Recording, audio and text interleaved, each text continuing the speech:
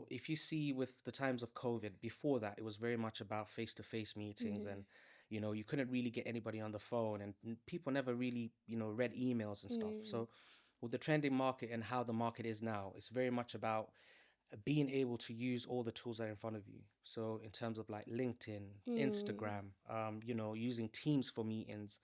So I think right now the best way is to actually learn your customer. So if you look at customers that are old school, Yeah. they don't really like this whole Teams thing and emails. They don't even know how to open an email. So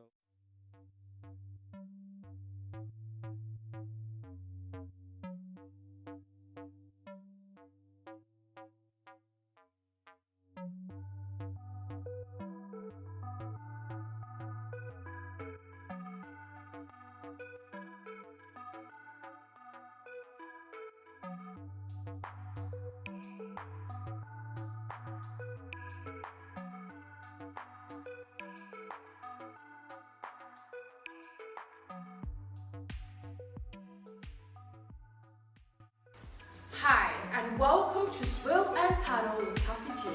It's yours truly, the host. yo, what's happening, people? My name is Mark, and I'm a salesman and also entrepreneur. So I'm on Swill Tattle today, about to talk about my career and how I went about becoming a media production person, where I do music videos, photography, and also real estate photography. But most importantly, what I want to talk about is my sales career, which I've been doing for over 15 years. So I'm really delighted to be on the show today, and big up to the whole production team. So let's get it cracking. Let's get on. Keep watching, keep locked in, and make sure to subscribe. Cheers. Hi, and welcome to Swill and Tattle with Taffy Jean. So, today we have an amazing guest called Mark.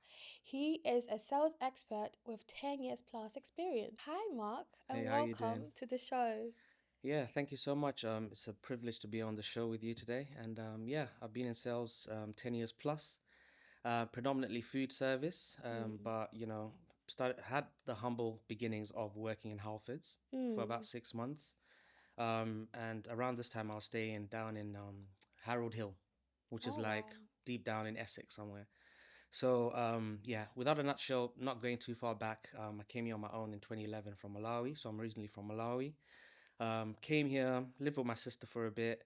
Um, I was mummy's boy at the time when I just came, so I was a bit of a troublesome one. Managed to get kicked out, which I'm not proud of. But from there, obviously, as I said, I was working at Halfords. Mm. I had to move to Southeast London. I had a mate there. I'd managed to save £1,000 working at Halfords. I always put my hand up for, part-time work and Mm. everything else. At that time, I was only earning like what, £4.82 an hour. So it Wow, was it that's was really dreadful. low. Oh, Yeah. gosh. So yeah, two and two. Managed to get the place in Southeast London. Mm. There was no deposit. Thank God for that. Paid my first rent, which was like 350. Had no bed, no cutlery, nothing. Wow. Would sleep on my clothes. Oh, The usual. Call my goodness. mom. I want to come back home. I can't do this. But she told me to keep going and going.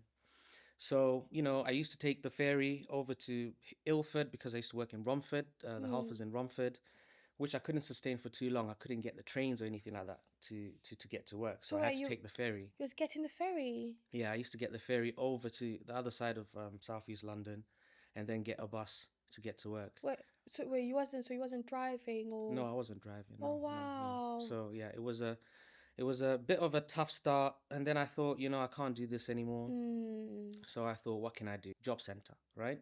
Mm. Went to job center. I'm queuing up. The line is long, and then I see these machines on the side, and I asked the people, what are the machines for? They said you can print out work. I'm like, okay, okay. So one day I came back with my bag. I didn't even stand in the queue.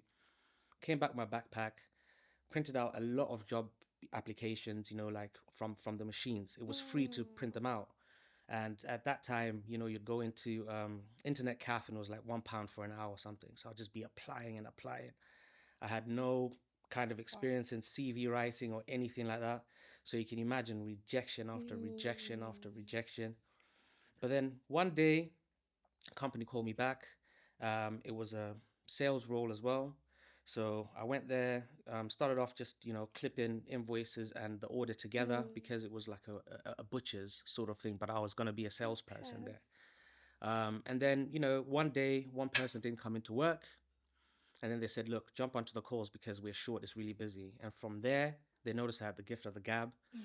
So before you know it, ended up becoming top salesman and everything else. And yeah, my career has really just gone up from there. Can I ask you a question? Mhm. I want to know what inspired you to pursue a career in sales? Okay, so the answer to that is predominantly my background. My mom is an entrepreneur, always has been. She's been into the hair business, she's been into wholesales, she's been into nightclubs. So, growing around someone like that kind of taught me my skills in terms of business and being a salesperson. So, like I said, I was mama's boy back in the day. I was with her everywhere. So, I was able to join her meetings, see how she does stuff, and, she would count a lot of money. So I just thought, this is something that I really want to get into. When we were in Malawi, when she had the wholesale, I used to help her with the buying and like counting of stock and everything Okay, else. so you learned quite from young. Yeah. I think I was like 16 at the time when I was, working with mom and everything else. But really, what made me dive deeper into it, because sometimes you don't even know you're in sales Yeah. until you kind of get that title. You're a sales executive or you're account manager or something. So I didn't really know what I was doing at the time. But until I came here, where when I had the Halfers job, we had Yeah. KPIs to hit. We had to speak to customers when they walk in.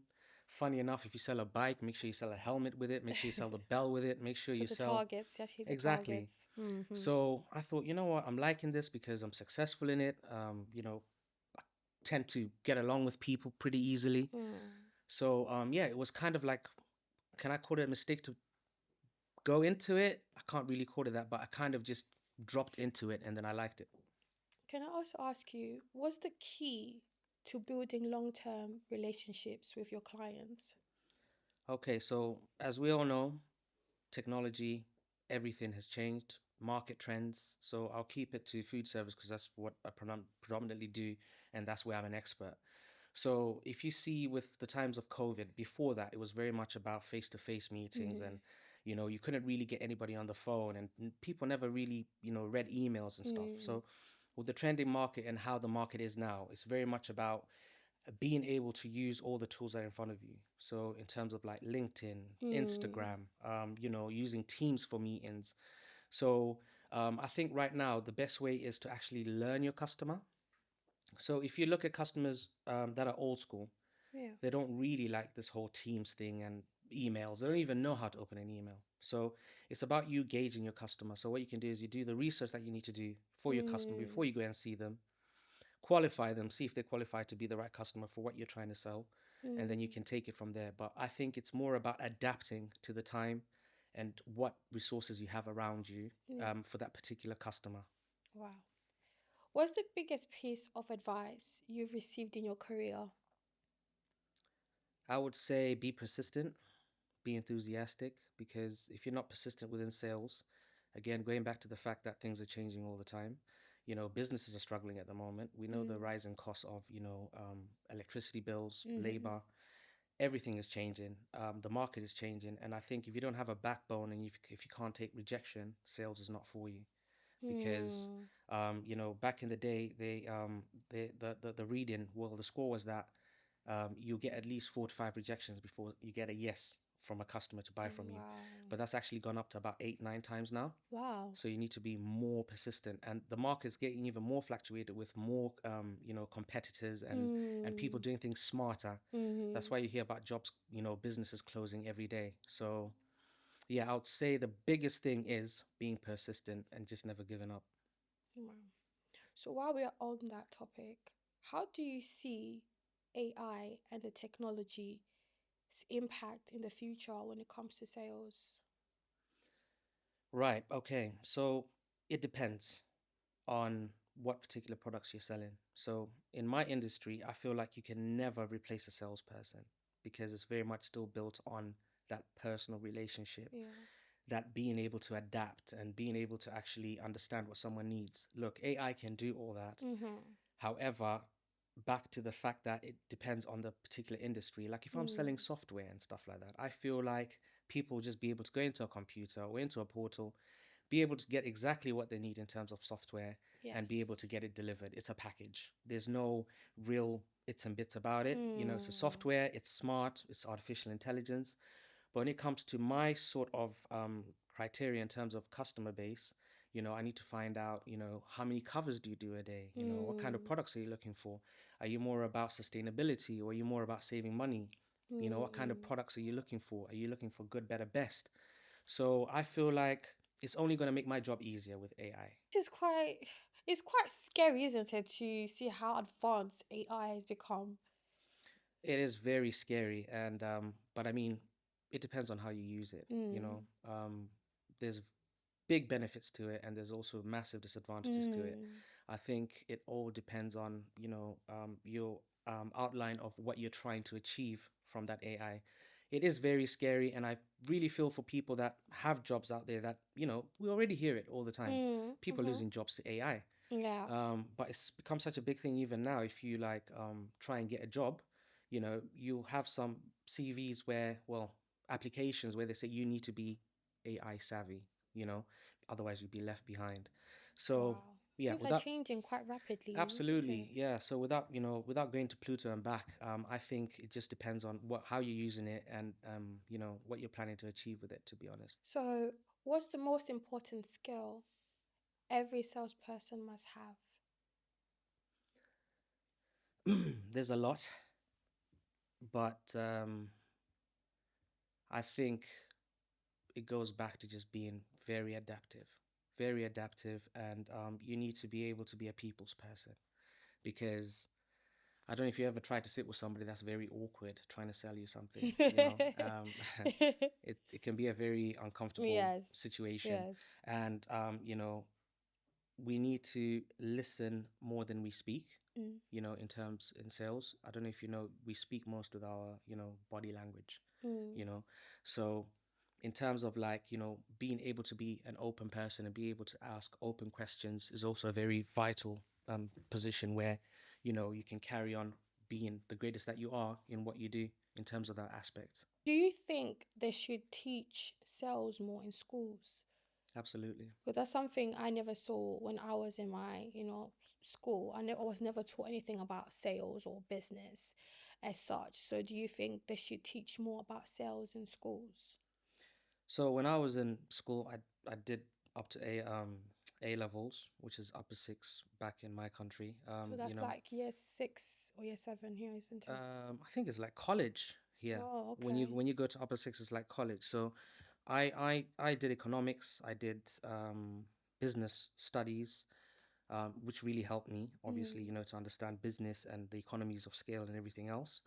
But I feel like they didn't dig deep enough into like how to handle finances and how to be a good salesperson, because like everybody, I can't speak for everybody, but most times we usually find ourselves in a predicament where we're not financially stable because Yeah. we've taken out a credit card which we can't afford to pay back, or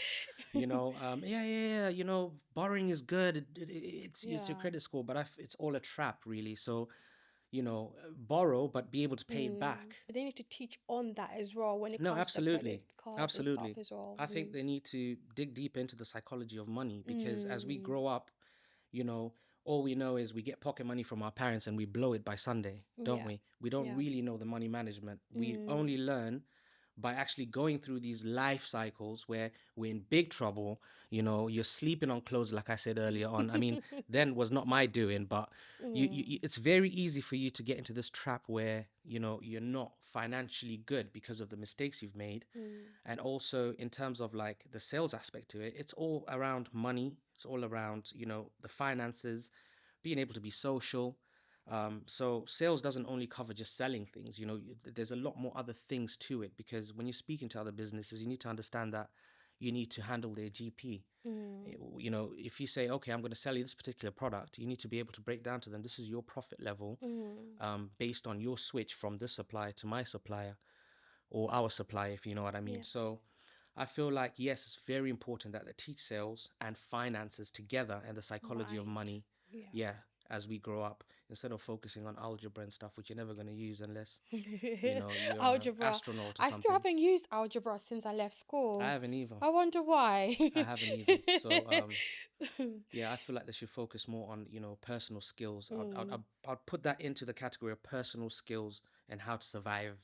Yeah, adulthood. I think maybe you could maybe do a book or something based on that to teach the younger ones out there. I've been thinking of doing that. I have, because I Yeah. also did a bit of life coaching. Hmm. You know, Oh, yeah, I okay. studied some life coaching because it goes hand in hand with sales. Yes. It's about being able to sit with somebody and being able to find their pain points. Mm. So which supplier you're using. Okay, so what problems are you having with the supplier? Mm. Oh, I wonder how that feels, Mm. when you have to get in extra people because they've delivered late. Oh, wow, what? You're losing money every year. What does that mean for you? So it's like a psychological. It is very, like, Oh. without being manipulative, but you Yeah. need to really tap I into mean, these pain sales points. is some form of manipulation to a certain extent, don't you think? That's if you use it in the wrong way. So you can use it in the wrong You way in can, sales. you can, yes, you can get what you want from people relatively easy if you use it the wrong Wow. way. It's not supposed to be manipulative. It's supposed to be a persuasive sale. Okay. Okay. What an amazing day to have you guys watching us today. Make sure you subscribe to our channels. Also like our content to support the movement. If you are someone that's interested in coming onto our platform, make sure you contact us on Instagram at Swill Tattle with Taffy Jean. Okay. So you find the pain points, you dig into those pain points, you make them understand why the switch is good. It's not a pain point where you're benefiting and they're not. But you Yeah. understand, like, if you switch from me, you'll be saving £20,000 a year. How does that sound? Absolutely great. So do you see? So Wouldn't mind saving that. it's very much Yeah. around that aspect. So thank you so much, Mark, for the advice you've given us about sales. And if you're interested in sales, guys, make sure you find Mark on. Can you please tell us your social media platform? Yeah, so my media platform is Mark_media_productions, and then on TikTok it's just at Mark Media Productions, which is my side hustle that I do on the side as well in terms of photography and videography. So you can find me there. You can, there's some more things working in the background, so watch this space. Thank you so much, Mark, for coming onto the show. We really appreciate you for taking your time to come over. Thank you. Thank you very much. It's Taffy Jean. Thank you very much, guys, for tuning in. Take care. Bye. Did you like that video? Don't forget to click the like button and share it with family and friends. Have a great day.